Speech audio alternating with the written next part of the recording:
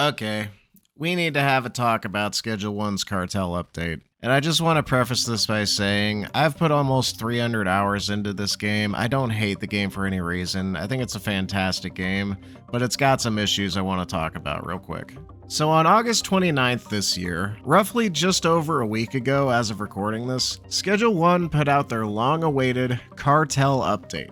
This was an update that was voted on as a part of a community poll back in early June, which had 3 options to vote on: adding shrooms, buffing the police force, or adding in the rival cartel that was hinted at from the very first day you show up in Highland Point. And a resounding majority of players voted that they wanted to have the rival cartel added to the next update. So after roughly 2 months of waiting, and the unreal amount of online hype this game was gaining, the update finally arrived with all of its new features. And there was a lot of great new additions to the game. In theory. But we'll get to that in a second. So early on in the game, you get a text from an unknown number telling you to meet them at the parking lot outside of the Taco Ticklers. When you meet up with them, you're introduced to Thomas Benzies, the mob boss for the cartel in town. He acknowledges that you have a good operation going for yourself at the moment, and he'd like you to work for him as an associate. You make products and sell them to the cartel, and in exchange, the cartel won't antagonize you and will leave you to your work. However, if you choose to accept this offer, not only will you be selling your products at discounted prices, but you won't be allowed to progress beyond the first 2 regions in the town. Naturally, most players I've encountered reject this offer, because they would rather go the Heisenberg route and become the top dog of the area themselves, rather than bring glory to Los Pollos Hermanos. So if you reject the offer from Thomas Benzies, he basically implies that you had better watch your back at all times, because they're gonna make your life a living hell. So after this, now in order to progress through the game and unlock new areas of the map, you have to reduce the influence of the cartel in each region that you're able to sell in. Each region starts with 1,000 points of cartel influence, and in order to progress, you have to bring that number down to 300 points or less. And there are multiple ways to do this. The first and most direct way is by fighting off cartel ambushes and defeating rival dealers on the streets, who will try to either attack you or sell to your potential customers. There's many spots throughout the map where ambushes have potential to spawn on top of the player's head, forcing you to fight off 2 to 4 Benzies goons before they can kill you and force you to reload your save. Fend off your attackers, and you reduce the cartel's influence in the area by 75 points. The second and most effective way is by gaining new customers. If you go around giving free samples to NPCs in the area and convince them to buy from you, you'll reduce the cartel's influence in the area by 50 points per new customer. And seeing how each region has about 9 to 10 customers to sell to, that's about half of the influence gone just from this alone. And the last, and most fun way, is with graffiti. At either of the gas marts in town, you can now buy cans of spray paint that you can use to graffiti certain predetermined places throughout the town. And with each spot that you tag, you reduce the cartel's influence by another 50 points. Now, all of these new features sound great. They sound like great additions to the game. Running into cartel ambushes would keep the player on their toes and keep things from feeling like they're getting predictable. Graffiti would let you get creative and artistic and make the town completely in your image. But when you sit down and you play the game for long enough, progress far enough into the campaign, you'll find that there's a glaring problem with all of this. Excuse me, what are you doing? Oh, I was just praying to The cartel. that you'll find me sane. I see. And The cartel. is he in this room right now? Oh, yes, he's kind of everywhere. Yeah, where the hell is the cartel? I first started streaming this update on September 2nd. I started a brand new save file and started over from the very beginning, because I wanted to experience the full depth of the new update.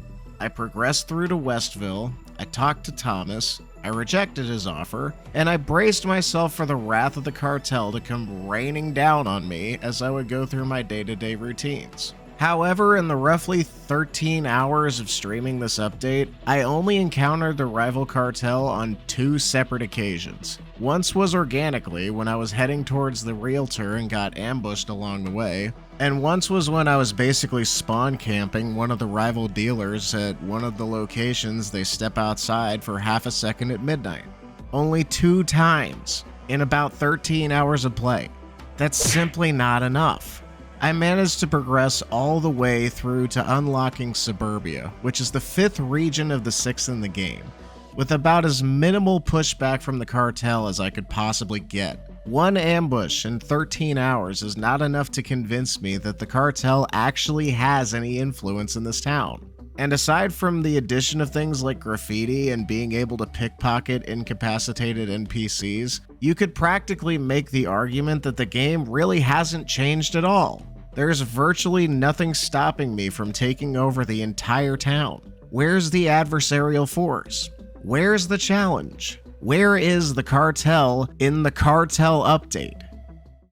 So as to avoid being seen as an old man yelling at the clouds, I have some suggestions. I understand that this game is being developed by one man at the moment and that he's more focused on future content for the game right now, but I think these would be good fixes for this update later down the line so that the cartel feels a bit more intimidating. Simply put, I believe there just needs to be a higher frequency of these cartel-related events. I rarely, if ever, see rival dealers out on the streets. I even had to go and look at other YouTubers to even find footage of them out in the wild. So why not do something like this? Have them come back to areas that the players already reduced influence in to try to win back the customers that the players already gained. Let's say one day you're looking through your customer contacts and you see that one of your customers has become locked again, just seemingly out of nowhere. Unsure of why, you go and try to seek them out. However, while you're looking for them, you see a Benzies dealer out walking around with one of your other customers, talking them up and trying to win them back. This, to me, shows the influence of the cartel. Even after you've gained a customer, you may have to fight off the Benzies to keep them as a customer.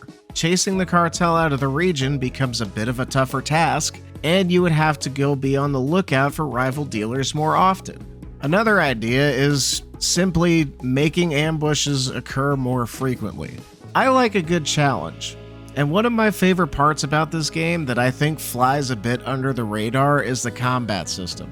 It's simple to understand, but doesn't make itself too easy. When using guns, there's no reticle in the center of the screen to show you where you're shooting, so you really have to rely on feeling if you want to make those bullets count. There's also no health bar, so you have to have a good idea of how much health you have based on the red tint on your screen. It lends itself really well to a fun and challenging combat system.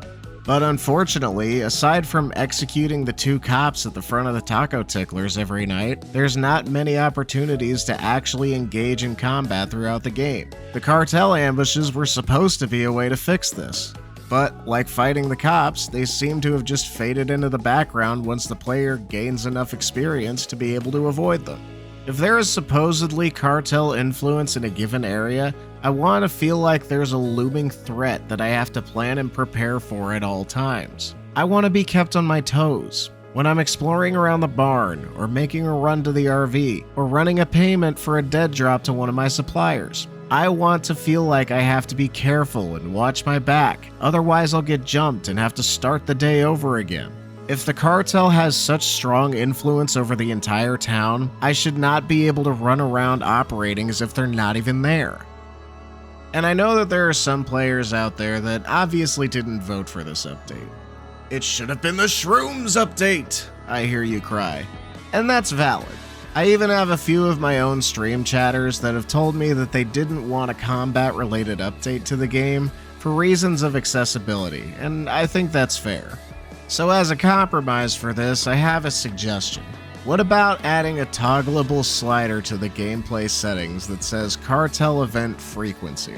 Say you're like me, and you wish there was more ambushes, more rival dealers, and an overall more influential cartel in the game. We can just crank that baby all the way to the right and turn Highland Point into a Call of Duty map. Just full-on Minecraft Anarchy server Warzone hellscape. But if you're someone who doesn't enjoy the combat and just wants to grow your products and sell to your customers in peace, You can set the slider down towards the left and lower the cartel event frequency to a point where you virtually never see them. Like now. It gives the players a chance to set the game to a difficulty level of their liking, without pigeonholing the game into being a one-size-fits-all type of experience. And yes, before you say anything in the comments, I know there are console commands that you can use for stuff like this. I'm not the type of player that bothers with console commands, okay? If I can't adjust it from the settings tab, I forget it's even in the game, and I know I can't be the only one that thinks this way. So yeah. Anyway, that's my 2 cents on the update. Maybe some of you out there agree with me, or maybe I'm a complete idiot who made this video for nothing. Either way, let me know down below. And in the comments, we can all collectively decide whether or not I should kill myself. Okay? Okay. So anyway, that's about it for now. Let me know your thoughts in the comments section below. Or, if you want to tell me more directly, find me on Twitch whenever I'm live, where you can tell me to go fuck myself in real time. Anyway, thanks again for watching, y'all. And I'll see you later. Take care.